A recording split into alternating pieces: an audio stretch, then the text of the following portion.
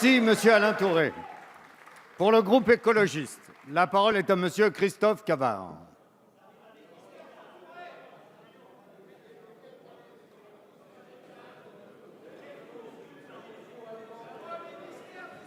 Tout va bien ? Merci, Monsieur le Président. Monsieur le Premier ministre, vous avez engagé la responsabilité du gouvernement avec le déclenchement du 49.3 sur la loi dite Travail avant-hier. Il n'y aura pas donc de débat parlementaire en première lecture et ce n'est pas une bonne nouvelle.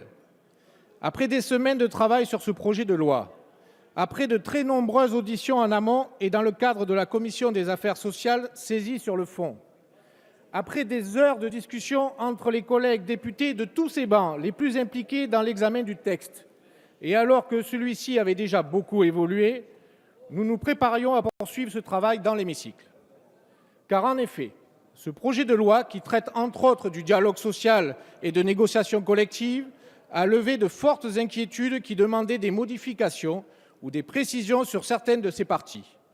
Nous sommes désormais privés de cette possibilité. Nous sommes victimes, et c'est regrettable, d'injonctions contradictoires. Pour la droite, ce texte est trop protecteur pour les salariés. Pour la gauche radicale, elle serait trop favorable aux patrons. Pour ma part, j'étais dans une démarche volontaire, constructive, la plus mesurée et équilibrée possible afin que ce texte apporte de nouveaux droits et de nouvelles protections aux uns et aux autres. Car si avec le salariat, il y a bien une relation de subordination entre employés et employeurs, il y en a également une, et non des moindres, pour les petites et moyennes entreprises et donc pour leurs dirigeants face aux entreprises donneurs d'ordre et à la finance mondiale. Nous avons participé à la redéfinition du licenciement économique. Nous voulions mieux encadrer la méthode et les règles d'élaboration ou de conclusion des accords d'entreprise pour impulser et sécuriser une nouvelle culture du dialogue social en France, pour des négociations loyales et équilibrées. Nous voulions réaffirmer le rôle des branches professionnelles pour contrer le dumping social ou la concurrence déloyale dans un même secteur d'activité. Nous nous félicitions de la création du compte personnel d'activité et des règles de son ouverture aux fonctionnaires, aux demandeurs d'emploi, aux professions libérales, aux agents des chambres consulaires et aux retraités. L'augmentation des heures prévues pour la formation des salariés en reconversion ou des personnes en recherche d'emploi est un enjeu majeur pour lutter contre le chômage et pour favoriser la transition énergétique et écologique. À l'heure du numérique et des mutations économiques qui lui sont liées, il faut de nouvelles protections pour les salariés, telles que le droit à la déconnexion et l'encadrement du télétravail. Pour revenir sur l'essence du texte, oui, les écologistes sont favorables au dialogue social, à la démocratie sociale et à la négociation au plus près des spécificités de la production et de l'organisation du travail, au plus près des acteurs concernés. Les écologistes souhaitent favoriser et renforcer la possible participation des salariés dans les entreprises. C'est pour cela qu'ils sont porteurs du modèle de l'économie sociale où un homme, une femme égale une voix. Force est de constater que certains de nos collègues députés ne voulaient pas ouvrir ce débat-là et ont préféré se réfugier dans une opposition de principe. Des centaines d'amendements de suppression des articles ont été déposés, bloquant la discussion de fond sur les points essentiels de la loi, ou certains en refusant même le compromis. De son côté, le gouvernement a commis des erreurs dès la rédaction du texte en omettant la discussion et la négociation avec les partenaires sociaux, en laissant fuiter un texte portant à confusion, en le retirant, pour le remettre ensuite en débat une fois modifié. Mais le coup était parti et la vague de protestations populaires, au motif parfois sans rapport avec le texte lui-même, a pu influencer une partie de la représentation nationale, qui a vu là une opportunité de déstabiliser le gouvernement à un an de l'élection présidentielle. Si le rapporteur du texte, Christophe Sirugue, s'est fortement impliqué pour trouver un nouvel équilibre, c'était trop tard. L'opinion de tous contre tous avait pesé sur les députés à un an des élections législatives. Quant à la dictature des sondages, ils se contredisent tellement que la pression qu'ils exercent n'est pas rationnelle. 70%, nous dit-on, seraient contre cette loi, alors qu'aujourd'hui nous apprenons que 66% d'entre eux se disent favorables à la proposition d'Alain Juppé de négocier le temps légal de travail entre 35 et 39 heures au niveau de l'entreprise. Les échanges dans l'hémicycle en ce début de semaine sont très vite devenus caricaturaux, un vrai cirque pour lequel les responsabilités sont partagées. Pourtant, dehors, à nuit debout, au-delà de la loi travail, d'autres chantiers s'ouvraient déjà avec la création de commissions démocratie ou écologie. Les débats fondamentaux étaient ailleurs. Il y a dans ce mouvement-là, je tiens à le dire, l'opportunité de réfléchir au dysfonctionnement de notre République. Car en effet, notre démocratie est malade, nos institutions nous semblent essoufflées. Et le chantier que nous devrions ouvrir en priorité, c'est celui de l'évolution nécessaire de ces institutions. C'est le fameux chantier de la 6e République. Trop de Français sont désormais dans l'élu bashing, sans pour autant apporter de solutions démocratiques satisfaisantes. L'invective remplace le débat, les menaces remplacent les échanges d'arguments. Les réseaux sociaux amplifient la haine et la violence, certains usant de leur clavier comme d'un défouloir à un ensemble de frustrations qui se mêlent et se confondent. Nous en arrivons à une situation de blocage. Ces phénomènes peuvent inquiéter au moment où l'extrême droite choisit une stratégie de communication absurde et récupératrice, soi-disant fondée sur l'apaisement, alors même que leur fonds de commerce consiste à alimenter et à manipuler les colères. Mais que se passe-t-il donc en Pologne, en Autriche et ailleurs? Voyons-nous bien où l'expression de nos espoirs déçus va nous conduire? Oui, il faut renouveler la démocratie sociale, institutionnelle, économique.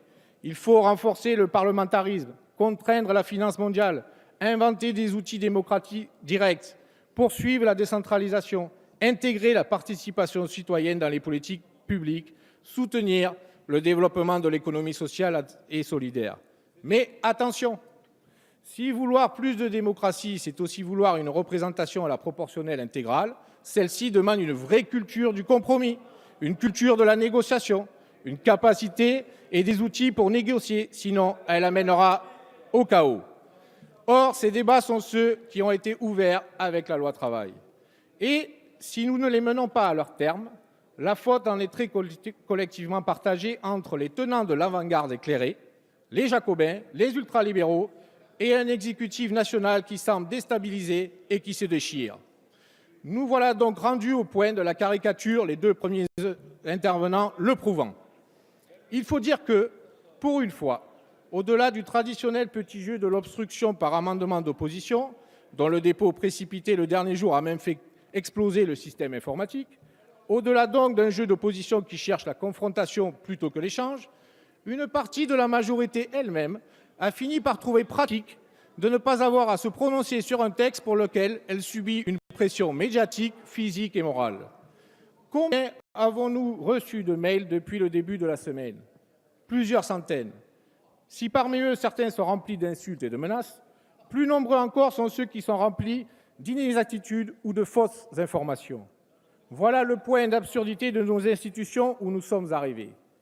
L'Assemblée travaille, fait évoluer le texte, elle cherche un compromis cohérent, écarte les dispositions intenables, celles-là même qui ont déclenché les premières oppositions. Et à l'extérieur, une opposition se mobilise, non plus contre le texte, mais contre ce qu'elle perçoit d'un système à bout de souffle, contre des institutions usées qui, lentement mais sûrement, nous amènent à l'impasse, bien loin du dialogue et du compromis démocratique. Pourtant, pas un jour ne passe sans que de nouvelles solutions existent pour vivre mieux, pour construire une société hors de la violence économique ou politique. Voyez le succès d'un film qui, 5 mois après sa sortie, a réuni plus d'1 million de spectateurs et tourne encore dans 300 salles. Je parle du film Demain. Oui, notre rôle de parlementaire, c'est d'écouter, de chercher le compromis, de modifier et de faire évoluer les textes. Ce n'est pas simplement juste de dénoncer ce qui nous paraît déséquilibré, c'est aussi de proposer et de convaincre. Notre rôle n'est pas non plus de faire tomber un gouvernement sans autre alternative que la surenchère libérale dans laquelle la droite s'est lancée dans sa primaire ou que l'extrême droite qui se frotte les mains devant ce spectacle. Est-ce que pour autant cela vaut un blanc-seing? Est-ce que pour autant nous pouvons accepter le tout? Non, certainement pas. J'assume d'ailleurs, depuis 2012, certains choix du gouvernement ne pouvaient être soutenus. J'ai parfois voté contre. Mais j'assume aussi que cette majorité avec laquelle il m'arrive d'être en désaccord propose des textes utiles en accord avec nos valeurs. La loi sur l'économie sociale et solidaire, la loi santé, la loi sur la formation professionnelle, sur la biodiversité, sur la transition énergétique et bien sûr le mariage pour tous et bien d'autres encore, comme la future loi qui va rentrer en débat, égalité et citoyenneté. J'assume surtout de ne pas avoir été mandaté en 2012 pour faire élire la droite ou l'extrême droite, ni même l'extrême gauche. C'est tellement plus facile d'en appeler à la révolution plutôt que de s'atteler à créer des solutions dans le dialogue. C'est tellement plus difficile d'inventer une nouvelle voie plutôt que de se replier sur des idéologies qui ont fait maintes fois la preuve de leur faillite. Le capitalisme n'a jamais été autre chose que la domination des égoïsmes. Le nationalisme n'a jamais été autre chose que le refus de l'intelligence et l'exacerbation de la peur. Et personne ne nous enfermera dans ces choix du passé. Je continuerai à chercher inlassablement les conditions d'une autre voie, sans violence, sans terreur, pour réformer et avancer chaque fois que c'est possible vers une société démocratique, écologiquement responsable, ouverte, celle que nous défendons, celle de l'écologie politique. C'est pourquoi une très grande majorité des membres de mon groupe ne votera pas cette motion de censure. Elle est une impasse. Le seul mérite de cette séquence aura été de nous rappeler que le véritable chantier est ailleurs, dans la réforme d'institutions déséquilibrées, usées, dépassées. Voilà où il faut mettre notre énergie, me semble-t-il, en priorité pour les années à venir. Merci, Monsieur